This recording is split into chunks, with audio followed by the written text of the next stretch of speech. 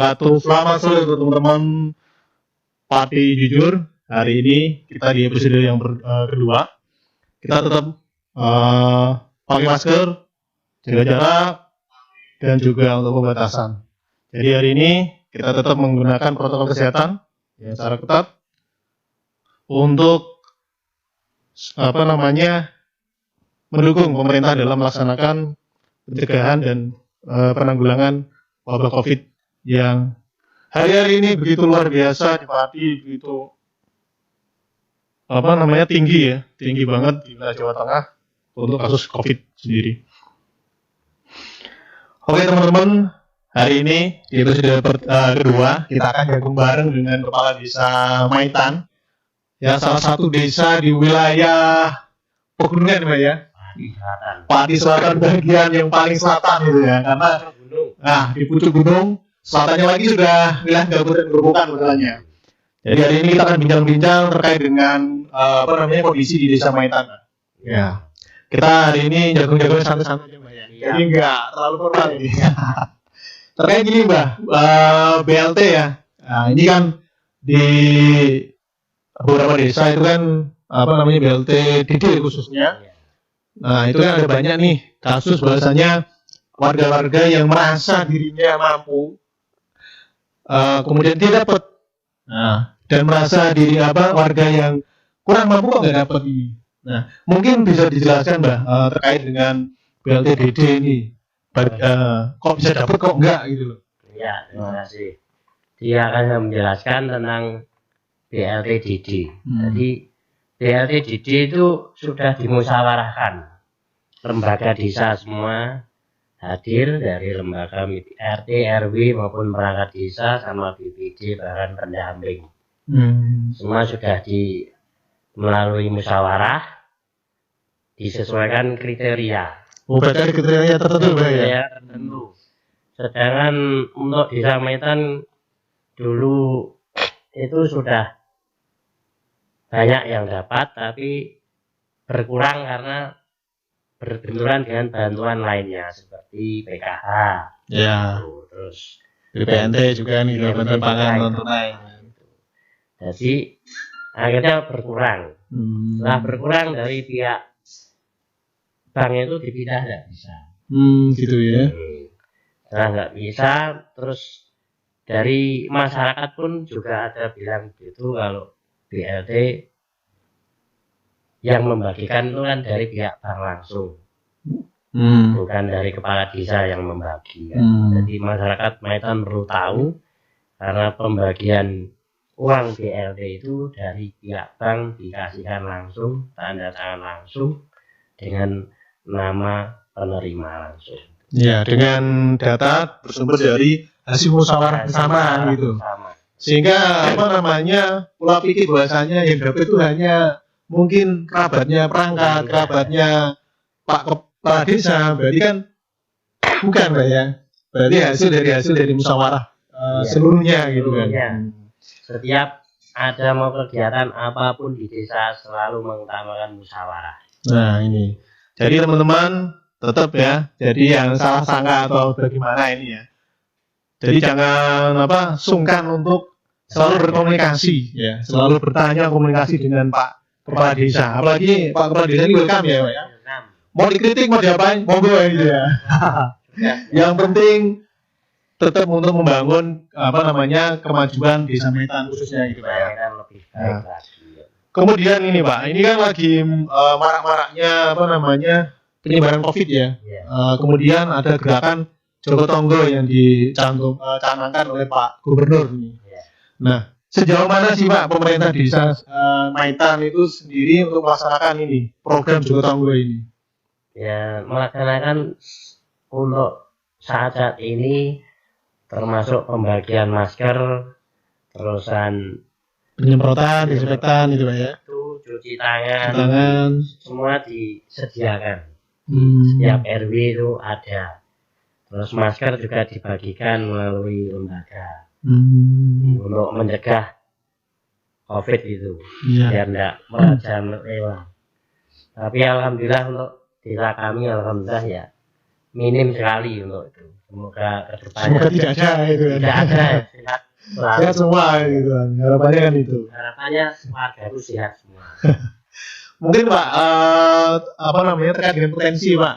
Terkait potensi kan di wilayah pegunungan dengan view yang memang di wilayah pegunungan bagus-bagus nih.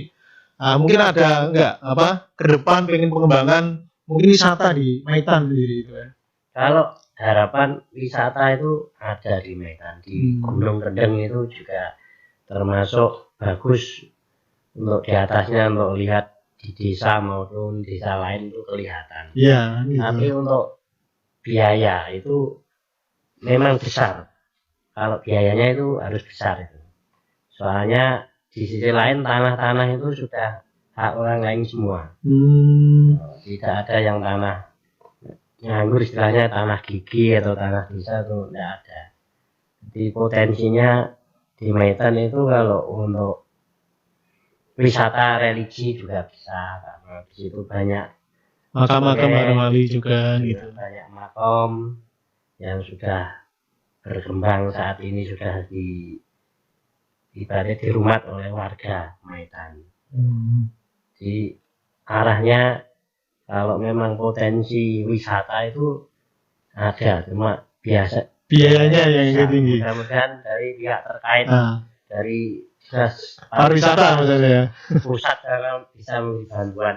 Wah, semoga Pak. Mungkin dengan adanya live ini mungkin dinas pariwisata Kabupaten Pati atau provinsi Jawa Tengah bahkan Kementerian Pariwisata ya, nanti bisa mengembangkan potensi, apalagi potensi di wilayah Kendeng itu kan begitu luar biasa. Ya kan, dengan keindahan alamnya yang begitu gitu. Terkait gini Pak, kadang kalau saya jalan-jalan nih sampai ke Maitan itu kan jalannya rusak Pak nih di beberapa wilayah kan jalan rusak dan warga itu mesti menyalahkan kepala desa Pak. Oh iya. Ya itu sebenarnya jalan ini tanggung jawab siapa sih Pak? Yang saya dulu. Waktu mau pencalonan kades juga dibahas di forum Maitan. Wah ini. Wah itu memang jalan itu jalan pemerintah kabupaten.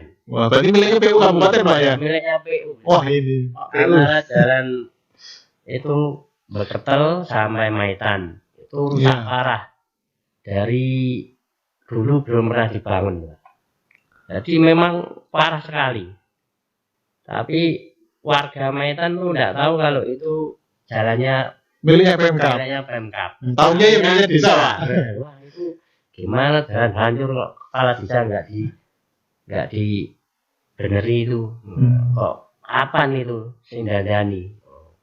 Padahal orang sering jatuh di situ. Iya Pak. Kalau pas musim hujan, wah itu seperti kolam itu beneran itu. Bisa, saya juga punya videonya itu.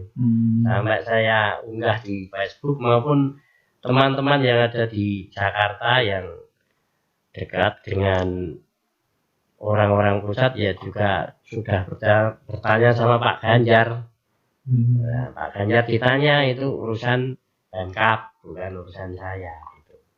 Jadi saya beritahukan kepada warga desa Maitan mungkin kalau jalan yang dari Balai Desa sampai pasar sampai Pakis itu yang tengah besar itu urusannya Pemkab, urusan pemerintah desa. Pemerintah desa nyolong-lorong. Nah, ya saya juga minta maaf karena yang di dalam-dalam begitu luasnya desa Maitan ya Mas. Iya. Karena Maitan itu terlalu luas dibanding desa Pakis sama Ukirsari sama Larangan itu sama penduduknya itu masih banyak Maitan. Betul Pak, karena jumlah penduduk yang waktu di pemilu kemarin paling banyak itu dari Sinom yang pertama, yang kedua itu Maitan Pak. Satu yang Maitan, kedua Sinom. Sinom itu ya. Padahal luasnya mungkin luas Maitan juga, kemudian medannya juga medan pegunungan gitu. Terus jalan-jalan desa juga panjang sekali. Iya. Jadi insya Allah untuk periode yang ketiga ini saya bisa menyelesaikan bangunan jalan desa di desa Maitan dengan baik. Gitu. Dan itu memang sudah menjadi misi saya. Untuk jalan desa Maitan semua rabat, tidak ada jalan aspal di sana. Karena kalau di aspal warga pada tidak mau. Iya, karena nggak awet, Pak. Nggak awet.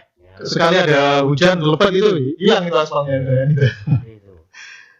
Memang saya suruh sabar karena anggaran itu tidak sekali. Iya. Anggaran itu bertahap. Semua perlu proses. Jangan ini belum.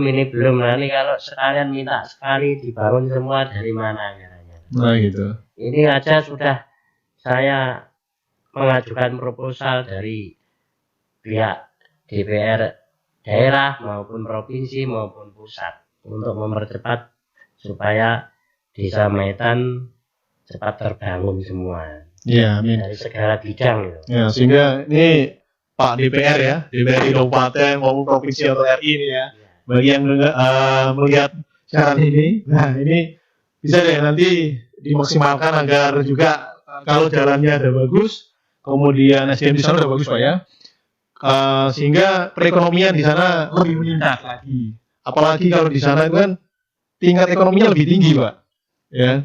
Kemudian apapun di sana itu ada bisnisnya gitu. Nah, saya lebih senang itu Pak.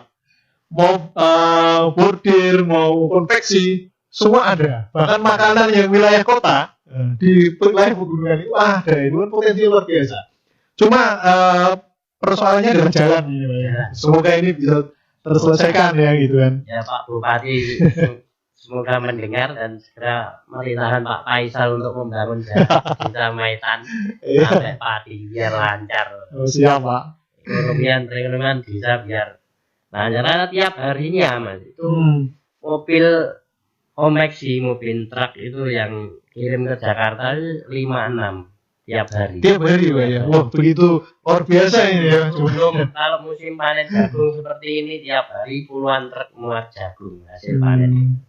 Di potensi sana pertanian jagung terutama itu yang sangat tinggi dan keluhan untuk warga kami masalah pertanian itu hanya di masalah pupuk. Iya Pak, betul Pak. Karena pupuk itu pengajuan pakai SPPT, RDKK, tapi pengambilannya pakai kartu tani. Iya. Ya, di situ susahnya. Kadang yang pihak warga belum punya kartu tani akhirnya nggak bisa ngambil pupuk. Dan pupuk itu akhirnya dia beli di luar dengan harga yang tinggi. Iya. Nah, di situ ini persoalan pengelolaan Pak. Ya, terutama persoalan di Maitan itu masalah pupuk orang tani. Jadi untuk bagaimana pupuk ini bisa tersalur secara benar-benar. Dan saya harap untuk dinas terkait termasuk dinas pertanian untuk Desa Maitan ini karena termasuk tanahnya itu sudah diukur melalui PTSL, sudah terukur semua sesuai haknya masing-masing. Sertifikat masal kemarin Pak ya.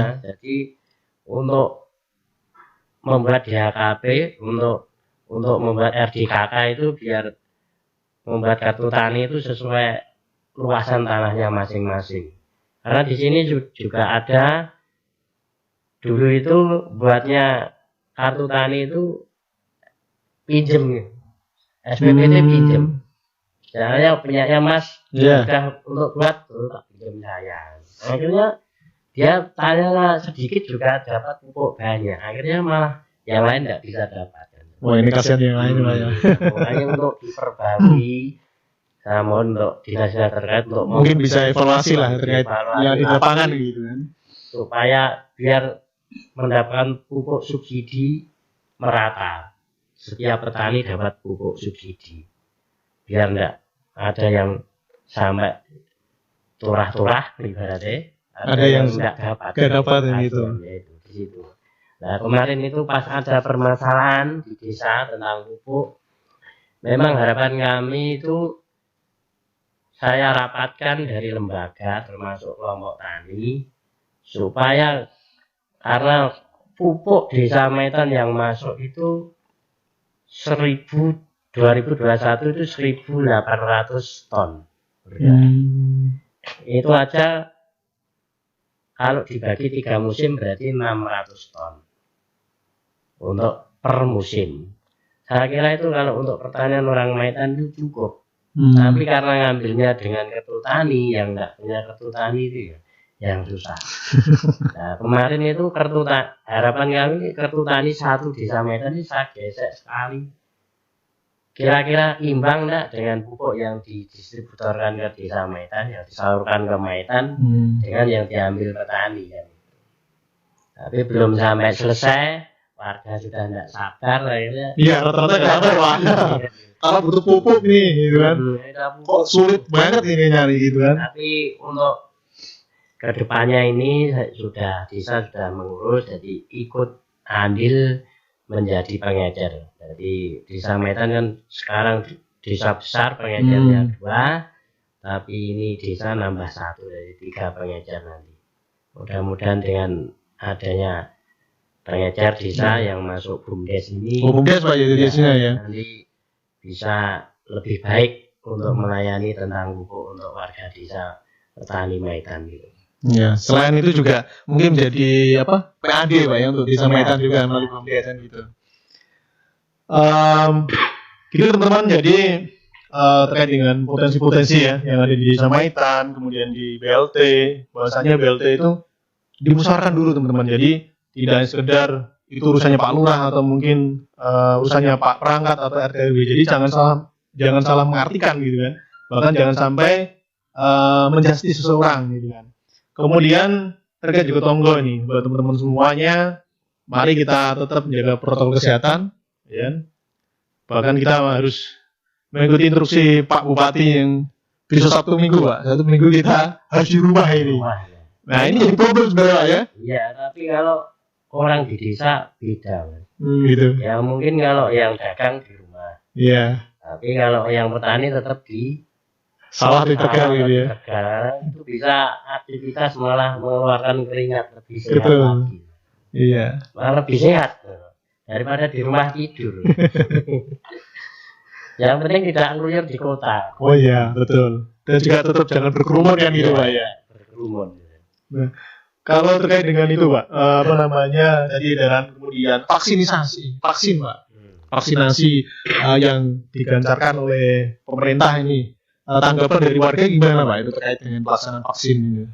Ya, karena vaksin yang mengikuti dari anjuran pemerintah. Itu ya. Tetap yang di sana untuk perangkat semua sudah, termasuk saya sudah vaksin semua itu ya, termasuk guru-guru ya sudah.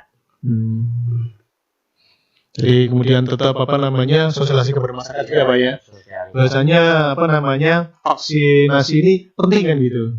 Nah itu. Terima kasih untuk teman-teman semuanya masih setia ya bersama di podcastnya Pak Jujur.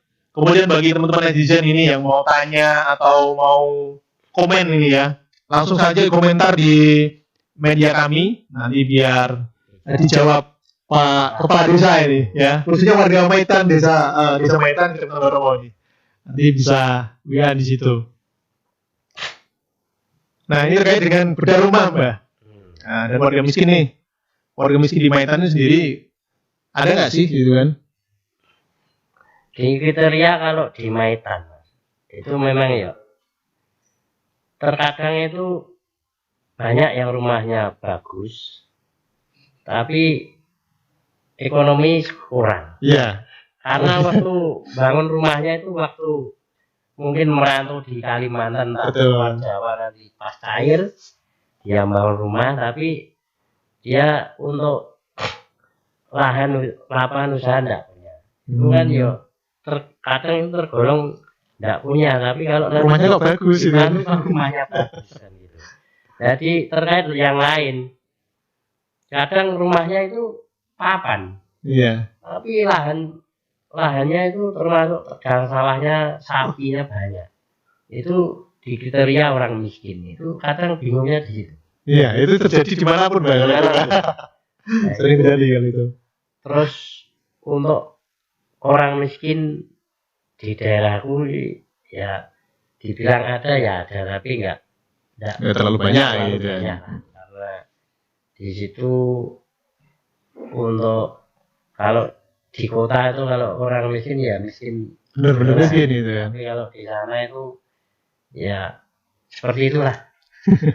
Banyak masih ada sifat rukun. dengan tetangga. Saling bantu dan sebagainya. Itu masih ada, tapi karena berhubung di situ tiap RT maupun tokoh itu setiap mau ada bantuan termasuk BLT desa itu kemarin ya sudah ditindingi Mas, dipilah-pilah benar-benar yang tidak mampu. Kadang sudah ditulis ikut tapi terbentur dengan ada PKH, bantuan-bantuan lain yang tidak bisa menerima BLT lagi. Seperti itu. Kadang terbentur juga administrasi Mbak ya. Iya. Kadang kita nemukan nih Mbak, beberapa desa itu malah benar-benar miskin Mbak, cuma nggak punya KTP, nggak punya KK ini. Mungkin Maitan ada kayak gitu Mbak ya? Ada ya? Karena itu kemarin juga ada orang dari luar. Nanti juga nyalakan pemerintah desa Mbak itu Mbak? Orang daerah tapi di situ tempat saudaranya atau gimana orangnya nggak punya, suruh ngasih tapi itu kan datanya nggak masuk desa kami ya. Nanti yang salah kan ya di pemerintah desa. Iya, kalau masyarakat tetap nyalakan juga ya. Nyalakan itu nggak dikasih kemarin. Harusnya itu dapat karena berhubung KTP ya nggak punya, suruh ngurus surat pindah. Nggak mau gitu. Mau jauh. Karena di Sumatera atau di Kalimantan keluarganya seperti itu. Oke, sebagai pengakhir Mbak, mungkin harapan atau mungkin kata-kata dari jenengan kepada warga masyarakat Maitan ini sebagai penutup podcast di hari ini Mbak. Harapannya kepada masyarakat mungkin. Harapan saya untuk warga desa Maitan yang kami cintai jadi terkait ini ya masih anget termasuk tentang pencalonan Kades.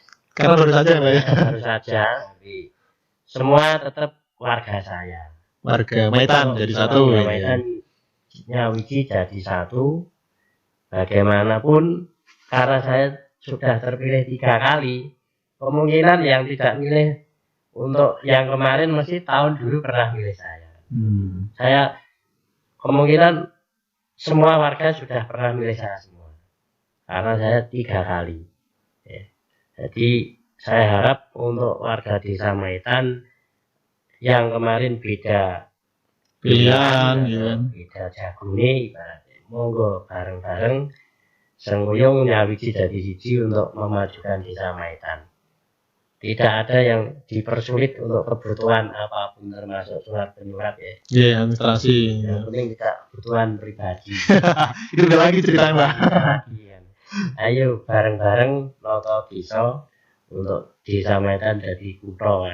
Gitu ya. Karena potensi-potensi di situ memang ya banyak yang tidak nganggur. Karena selain pertanian berhenti nanti juga ada konveksi. Jadi memang Maitan untuk saat ini termasuk sudah baik lah Mas. Dari yang kemarin-kemarin.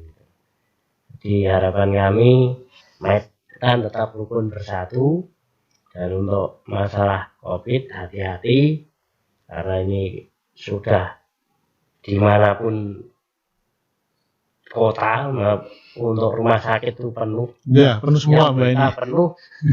Jadi untuk hati-hati selalu jaga kesehatan, pakai prokes, kalau keluar pakai masker, jangan berkerumun, ya. Kalau sudah ada merasa sakit segera berobat, ya, biar tidak menjalar kemana-mana. Harapan kami seperti itu untuk warga desa Maitan, hati-hati karena ini termasuk cuacanya. Iya, ini musim ini cuaca ekstrim kalau dibilang itu. Karena semua orang merasakan flu pilek. Betul Mbak. Rumah beberapa hari ini ya. Pokoknya flu pilek rata-rata ini. Jadi untuk jaga kesehatan itu pesan kami. Terutama karena yang utama orang itu sehat. Itu harapan kami, jaga kesehatan. Oke, terima kasih Mbak atas waktunya sudah mampir di podcast kami ini. Oh iya. Sekali kalau nanti setelah ini kapan-kapan lagi siap Mbak. Di sana ada dari warga kami yang kurang detail atau mau konfirmasi gitu. Pertanyaan bisa datang ke rumah atau sama jagung-jagung gitu. Jagung di rumah kepala desanya kan ya tidak apa-apa. Jagung sambil ngopi, apa yang perlu dibahas tentang desa untuk kemajuan desa. Apabila ada dari pemuda punya ide-ide yang kreatif lebih bagus, ya malah lebih baik itu untuk menjadi kemajuan desa Maitan. Kalau dia punya usul-usul, ini gini Pak, kalau memang dimusyawarahkan oke, bagus ya dilaksanakan. Kalau memang desa itu mampu, kalau ada dananya kan seperti itu. Karena dana desa sekarang ya ada untuk BLT, untuk COVID, untuk fisiknya juga malah yang kemarin itu sedikit. Betul Pak. Seperti itu. Kalau enggak dari, saya mohon ya dari para dewan ini, dari dewan Pemkab maupun provinsi dan pusat untuk memerhatikan karena desa kami luas biar cepat terbangun semua. Itu harapan kami. Oke, Matur Suwun. Oke teman-teman, kemudian jangan lupa tetap kami ingatkan kepada semuanya, kami dari Pati Jujur Podcast ini juga memfasilitasi buat teman-teman UMKM nih, bagi teman-teman UMKM yang pengen promosi ya di podcast kami, silakan bisa kirimkan produk, nanti kita review di sini, kita promosikan secara gratis, jadi tidak ada biaya apapun. Ini sebagai dukungan kami dari Pati Jujur Podcast pada teman-teman UMKM di seluruh wilayah Kabupaten Pati. Jadi bisa kirim produknya ke sini, kemudian kita iklankan deh secara gratis, baik di secara live streaming, kemudian maupun di channel kami di YouTube, di Pati Jujur Podcast, dan IG kita dan Facebook kita. Warga desa Maitan perlu diketahui, karena termasuk saya visi saya itu untuk desa Maitan kan wilayah desa dekat dengan hutan. Betul. Dan kehutanan. Jadi untuk pengajuan IPHPS, perhutanan sosial, yang memang itu program dari Presiden kita Pak Jokowi. Betul. Jadi kita masih menunggu tentang SK-nya. Termasuk kaitannya yang dari pihak untuk komunitas Maitan dulu yang selalu dari pihak kecamatan maupun dari Pemkab itu tentang itu sampah, pengelolaan sampah. Tapi kalau nanti sudah IPHPS SK-nya sudah keluar, nanti ada lahan untuk pengelolaan sampah. Dan nanti bisa dimusyawarahkan lagi untuk dikelola pemuda maupun tingkat per RW untuk menambah penghasilan tiap per RW. Seperti itu. Jadi untuk warga kami, khususnya petani hutan, untuk bersabar karena semua perlu proses. Saya mengajukan 2019, tapi setelah itu ada penundaan karena COVID ini, akhirnya kita tetap menunggu. Jadi tinggal pengukuran nanti, kalau kemudian pengukuran nanti terus pencetakan SK.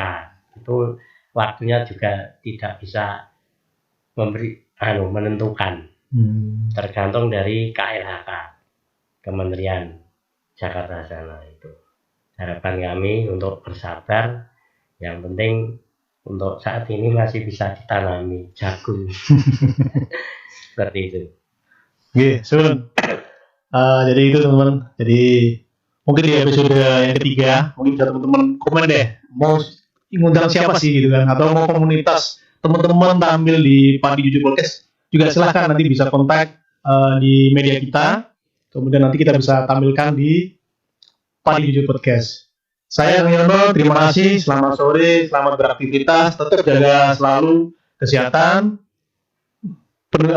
patuhi protokol kesehatan, pakai masker, jaga jarak, cuci tangan, dan hindari kerumunan. Terima kasih, selamat sore, selamat beraktivitas. Assalamualaikum warahmatullahi wabarakatuh.